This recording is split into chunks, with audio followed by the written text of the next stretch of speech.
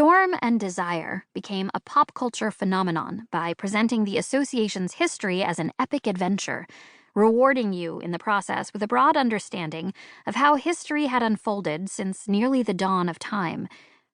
The association did not present a unified news source, and its historians were not publishing for the general public. Most people didn't care. You had enough on your plate, just keeping track of your own local feeds, maybe monitoring a few floors in your region of the building, and then maybe some super top-level parliamentary stuff every now and again. The everyday diplomacy conducted by the association was largely invisible to you. You trusted the association was keeping you safe from the most dangerous horrors of reality, and you didn't actually need or want a granular feed of which specific horrors were on the docket each day. Inside the building, these horrors might emerge anytime elevator doors opened on an undocumented floor. In the early days, undocumented floors under the association's border were frequently explored in an almost cavalier fashion.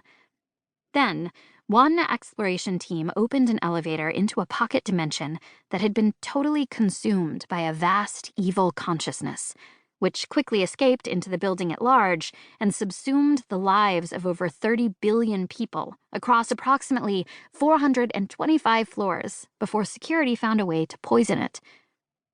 Since then, the association operated under a strict policy of non-intervention. No admittance was allowed to undocumented floors. If the inhabitants of an undocumented floor found their way into the building at large, any effort to contain them was fair game until diplomacy was possible.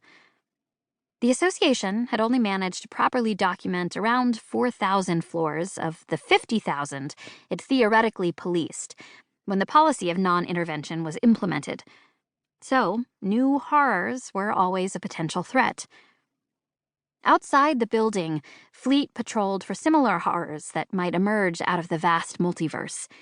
You might consider that an absolutely futile and thankless task, but Fleet Admiral Alan Slab was himself a considerable menace. Beacons around the exterior of the building welcomed travelers, but they had to get past Admiral Slab's fleet first, and many failed that task. And when a force too powerful to hold off made its way to the building, Admiral Slab was a potent negotiator. When a planetary hive mind calling itself Engine of Creation responded to the beacons, bringing 30 entire worlds in tow that it had captured and absorbed into the hive, Admiral Slab only needed to annihilate one of the enslaved worlds and all its inhabitants before reaching a truce.